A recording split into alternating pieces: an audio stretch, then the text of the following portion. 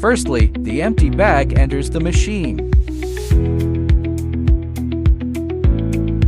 Pre-formed plastic nozzles are fed into the place device from the hopper.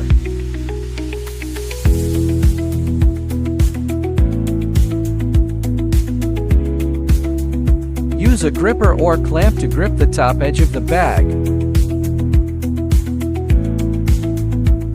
Then enter the capping station and place the lid into a sealed bag.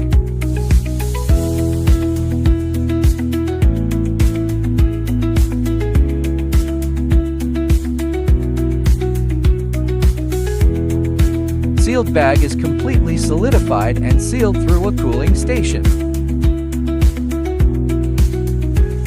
Finally, the completed sealed bag leaves the machine.